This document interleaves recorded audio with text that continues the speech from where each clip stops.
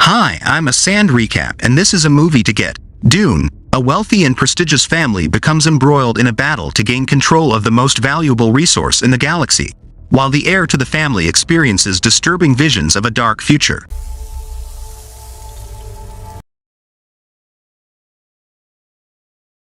The novel begins with a woman named Chani, who is a member of the Freeman tribe on the desert planet of Arrakis, sharing the history of her people. She explains that the planet has been controlled by the 𝐒𝐚𝐼𝐲𝐧𝐫𝐞, a cruel group who have grown wealthy by harvesting a substance called melange, or spice. The Freemen have been trying to overthrow the 𝐒𝐻𝐚𝐼𝐲𝐽, but have been unsuccessful. Recently, the Padishah Emperor Shaddam IV has ordered the 𝐒𝐻𝐚𝐼𝐲𝐽 to leave Arrakis, and Chani is curious about who will take their place. Meanwhile, on the planet Caladan, Paul Atreides is having breakfast with his mother, Lady Jessica, who is a member of the Bene Gesserit, a quasi-religious order. She tests Paul's abilities by trying to make him convince her to pass him a glass of water. Paul is only partially successful. Paul learns about the planet Arrakis and its people, as well as the significance of the spice, which is necessary for interstellar travel and extends life and perception. The spice is important for interstellar travel as it allows for the expanded consciousness of navigators, who can plot faster than light jumps and fold space-time to travel instantly between planets. Leto Atreides, along with his soldiers Gurney Halleck and Thufir Hawat,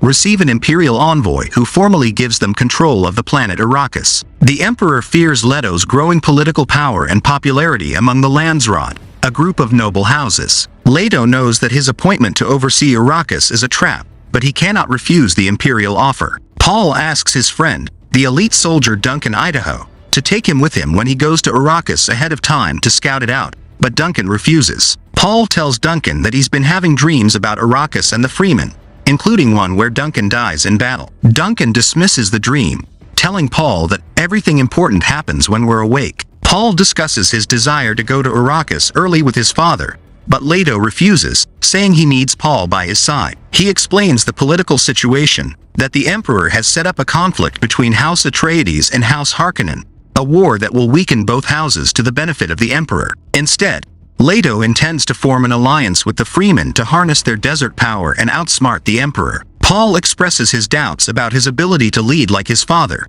but Leto shares his own doubts when he was young and insists that Paul will find his way to leadership. Gurney practices fighting with Paul, urging him to be more cautious about the threat posed by the 𝐒𝐻𝐼𝐲𝐽 and more ruthless in battle. Paul starts to dream about Chani, Jessica's superior in the Bene Gesserit.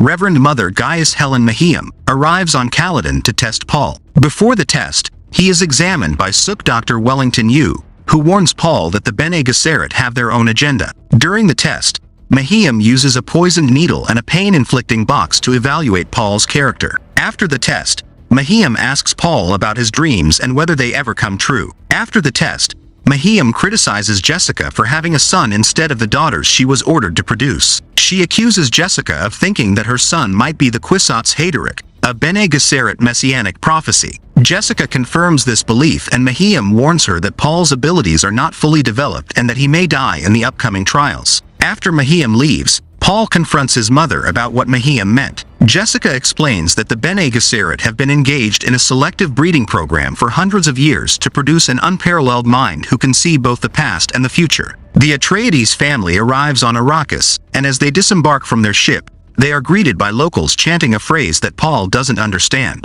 He asks his mother, and she explains that it's a local prophecy about the Lisan al-Gaib, the voice from the outer world, a messiah who is predicted to come to Arrakis. Jessica tells him that the locals think Paul might be this figure, but he dismisses it as mere superstition spread by the Bene Gesserit. Jessica hires a Freeman servant, Shadout Mapes. Mapes sees Jessica and Paul as the fulfillment of the Lisan al-Gaib prophecy and gives Jessica a dagger made from the tooth of Shai Halad, the giant sandworms that make the desert of Arrakis so dangerous. That night, while he studies a holographic image of the Muad'Dib desert mouse, Paul survives an assassination attempt by a hunter-seeker drone when Mapes enters the room and distracts it. Leto inspects his new territory and discovers that the 𝐒𝐻𝐼𝐲𝐽 have sabotaged much of the needed infrastructure. He and his team decide to take the issue to the imperial arbiter of the transition, an ecologist named 𝐒𝐲𝐧𝐫𝐞, who has been residing on Arrakis for years. Duncan Idaho returns after spending several weeks living with the Freemen. He reports to the Duke that the Freemen are exceptional fighters who live in communities called 𝐒𝐲𝐧𝐫𝐞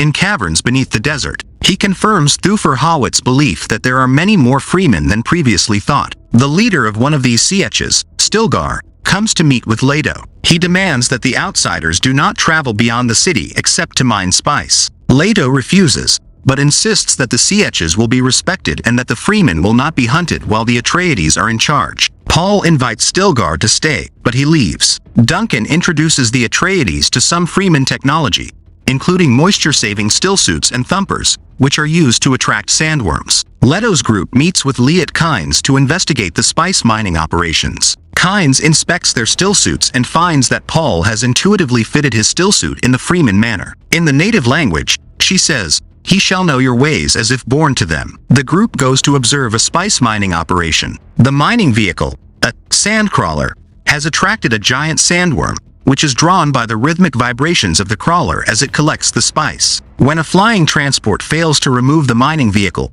Duke Leto lands his small squad of ornithopters nearby to rescue the miners. When Paul gets out to guide the miners inside, he is hit with a massive dose of spice and has a series of visions, including one of himself with Chani. He is nearly sucked down into the sand with the crawler when Gurney grabs him and hauls him aboard his father's ornithopter. The two watch as the worm's enormous, toothed maw opens and swallows the sandcrawler whole. Later, Paul is examined by Dr. Yu, who informs Paul and his mother that the spice is psychoactive but shouldn't harm Paul. Duke Leto wakes up at night with the sense that something is wrong. He calls security but gets no answer. He finds Mapes stabbed to death and is shot with a paralytic dart that burrows its way through his body shield and into his back, rendering him helpless. Yu reveals himself as a traitor. He has lowered the shields and sabotaged Atreides' communications. He reveals to Leto that the Harkonnens secured his compliance by holding his wife captive. He replaces one of Duke Leto's teeth with a poison capsule which he hopes the Duke can use to kill the Baron.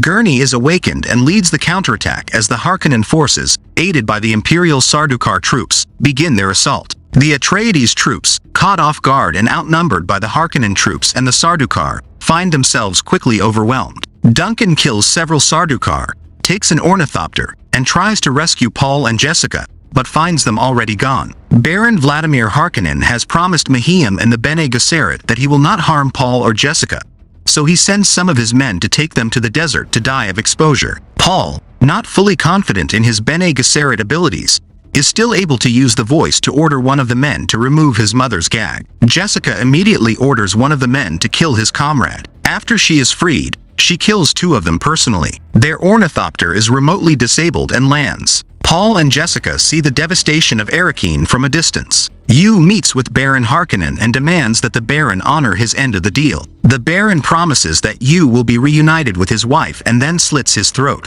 The Baron then gloats over a paralyzed Leto, who bites down while sheltered in a tent during a storm.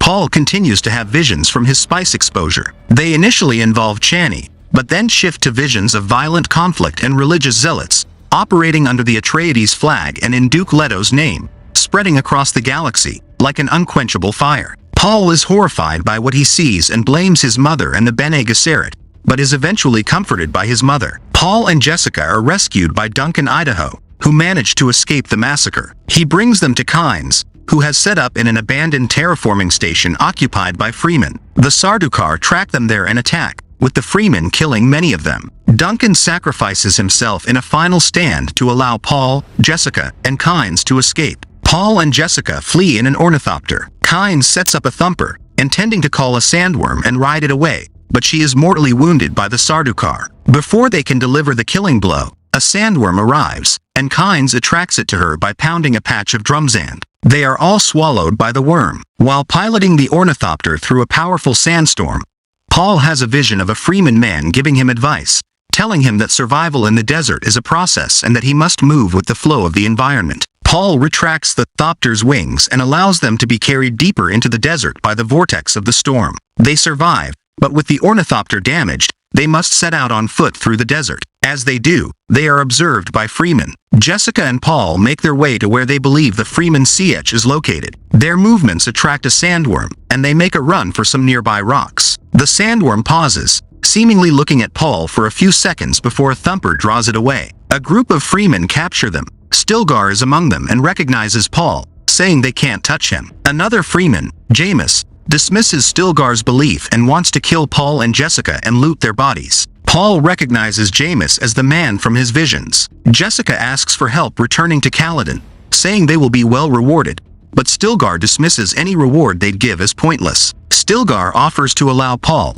who is still young, to join their 𝐒𝐲𝐽, but says that Jessica, who he deems too old to learn to fight, must be left behind. Jessica and Paul use their Bene Gesserit training to disarm most of the freemen and hold 𝐒𝐲𝐧𝐫𝐞 at knife point. 𝐒𝐲𝐧𝐫𝐞, realizing that Jessica is a Bene Gesserit, relents and decides to take both of them to the 𝐒𝐲𝐽. 𝐒𝐚𝐻 objects and challenges Jessica to a duel. Paul agrees to stand as his mother's champion. Chani, who is among the party, takes pity on Paul, who she believes will die at 𝐒𝐚𝐻's hand, and gives him her 𝐒𝐲𝐽𝐻, a dagger made from the tooth of the sandworm, a moment from one of Paul's visions. In the duel, Paul outclasses 𝐒𝐚𝐻, repeatedly holding a knife to his throat and demanding that he yield. 𝐒𝐲𝐧𝐫𝐞 informs him that freeman duels are to the death, and Jessica says that Paul has never killed anyone before. Reluctantly, Paul kills 𝐒𝐚𝐻. Satisfied, the freemen take Paul and Jessica back to their 𝐒𝐲𝐽. Paul and Jessica see a freeman riding a live worm. As they begin their journey into the desert,